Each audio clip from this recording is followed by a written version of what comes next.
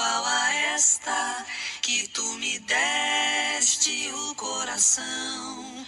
O céu estava assim em festa, porque era noite de São João. 24 de junho, dia de São João, e a gente conversa agora sobre os santos de casa com o historiador, professor, compositor Luiz Antônio Simas, que lança hoje aqui em São Paulo o livro Santos de Casa, Fé, Crenças e Festas de Cada Dia, livro que tem ilustrações belíssimas da Aline Bispo. Muito bom dia, Simas, seja bem-vindo aqui ao CBN São Paulo. Bom dia, Débora, bom dia, Fernando, bom dia, ouvintes da CBN São Paulo, estamos aí. Ô, Simas, você sabe que eu tenho falando aqui pessoalmente, né, eu adoro história de santos, porque antes de mais nada, a maior parte deles foram homens e mulheres, assim como nós, tiveram aqui vidas terrenas, né? Então, o nosso papo hoje não é a questão da religião, mas é a fé do brasileiro, como a gente se apega aos santos e como é que os santos participam da nossa vida, até de forma inconsciente. A gente tem um exemplo aí, que é o santo do dia, São João, que é um santo cultuado, não cultuado, acho que cultuado não é a palavra, mas em junho, nas festas juninas, é um santo que todo mundo fala, né? Isso, São João é famoso. É uma coisa interessante, Débora, porque, de certa maneira, e o meu livro fala um pouquinho sobre isso, a igreja canonizou os homens e as mulheres, né? E o povo humanizou os santos. Então é um processo interessante. Eu me interesso muito por essa humanização dos santos. E o caso de São João é emblemático. É um santo tão popular que é o único santo católico que é comemorado, por exemplo, no dia do nascimento, né, 24 de junho, porque em geral você comemora no dia da morte do santo, é a ascensão dele para ficar do lado do Senhor, e São João não. Então, 24 de junho, São João, uma devoção muito forte em Portugal, que a gente herdou aqui no Brasil, não tenha dúvidas. Um trechinho aqui. Isabel mandou então que se acendesse uma grande fogueira no dia 24 de junho, quando nasceu João. Que história é essa? Essa história é muito interessante, porque a ligação de São João com a fogueira, ela não está nos evangelhos. E é muito curioso, porque São João Batista é ligado à água, né? Ele batizou Jesus Cristo, era primo de Jesus. Mas o que a cultura popular diz é que a mãe de João, Isabel, e Maria, né, elas ficaram grávidas no mesmo momento. E quando as duas estavam com barrigas muito grandes, já estava difícil que uma visitasse a outra, elas combinaram o seguinte: aquela que tiver filho primeiro manda acender uma fogueira para que a outra saiba que a criança nasceu. Então a cultura popular diz que quem nasceu primeiro foi o filho de Isabel, João Batista. Então ela manda acender uma fogueira para que Maria veja os fumos e saiba do nascimento da criança, né? Então a cultura popular justifica a fogueira de São João dessa maneira, né? É uma maneira de você ressignificar os ritos do fogo, que eram muito comuns no paganismo. Então, por isso é que nós acendemos fogueira para São João. E só um detalhezinho: a fogueira de São João tem que ter a base ovalada, né? Porque Santo Antônio é a base quadrangular, é o chiqueirinho, a base da fogueira. A fogueira de São João tem a base ovalada e a fogueira de São Pedro tem a base triangular. E a gente não pode trocar isso, porque senão os santos ficam indignados, né? Da cultura popular, né?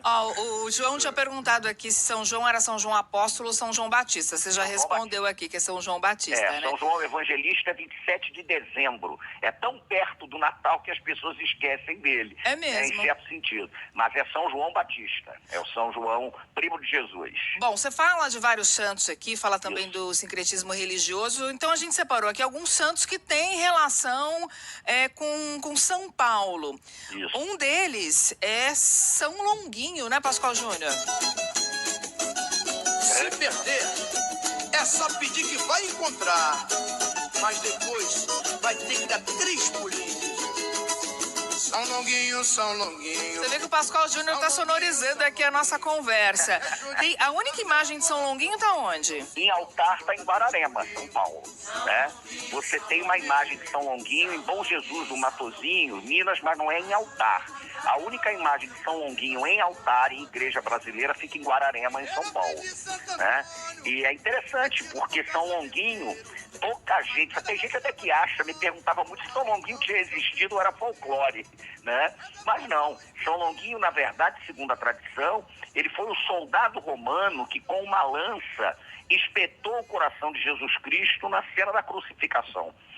E aí o que se conta é que saiu do coração de Cristo um pouco de sangue com água, e esse sangue caiu nos olhos, né, do soldado romano, ele tinha um problema de vista e teria, portanto, ficado curado.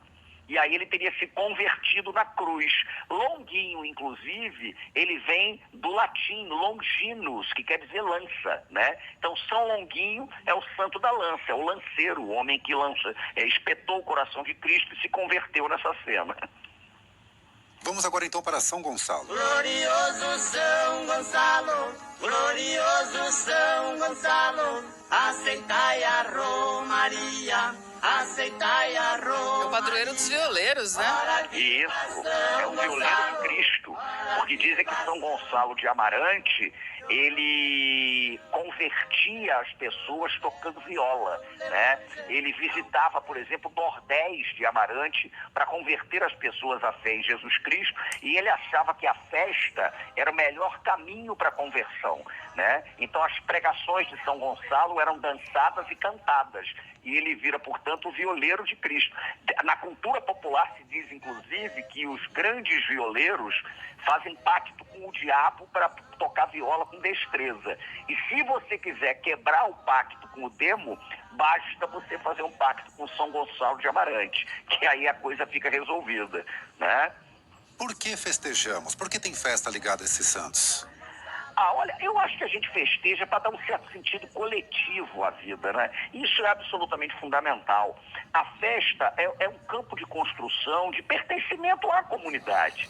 Então a gente comemora, a gente festeja. E essas festas de santo, elas estão muito ligadas a coisas que vão muito além da própria santidade. A rigor, você tem a profanação do sagrado e a sacralização do profano. Então tem quermesse, então tem procissão, então tem música, então tem dança. Eu acho que é o sentido coletivo da vida mesmo. Isso é que é bacana nas diversas festas de santo, né? Nas grandes festas de santo brasileiras, do norte ao sul. Acho que isso é fundamental. E as danças de São Gonçalo aqui em São Paulo, elas são bem fortes, fazem parte do folclore, mas principalmente em Piracaia e São Francisco Xavier. Agora eu queria falar, Simas, do meu santo padroeiro, porque eu sou corintiana. Qual que é a relação de São Jorge, de Capadócia com Corinthians? Um grande guerreiro, né? Você sabe que tem duas vertentes a respeito do que teria ligado o Corinthians a São Jorge em sua origem. Uns falam que é porque o Corinthians ficou sediado na rua São Jorge, né? No Parque São Jorge. Mas a hipótese mais provável é porque o Corinthians se inspirou até no nome no Corinthians inglês, né? O time que fez uma excursão ao Brasil. E o padroeiro do Corinthians inglês era São Jorge, que aliás é padroeiro da Inglaterra, né? Então essa relação com o Corinthians foi estabelecida. E tem uma curiosidade com o teu time que eu acho bacana, porque em 1969 o Papa Paulo VI fez uma reforma do calendário litúrgico e rebaixou São Jorge. Estabeleceu que, como não havia evidências históricas muito precisas sobre a vida de São Jorge, o culto dele não seria obrigatório mais, né? Quem reabilitou São Jorge foi João Paulo II. E o que se conta é que foi a pedido de Dom Paulo Evaristo Arnes, que, dentre outras coisas, mostrou a João Paulo II cenas da torcida do Corinthians. E aí virou-se para o Papa e disse: Santidade, o senhor acha que um santo de devoção dessa gente toda não existe? Não é possível. E isso teria convencido João Paulo II a reabilitar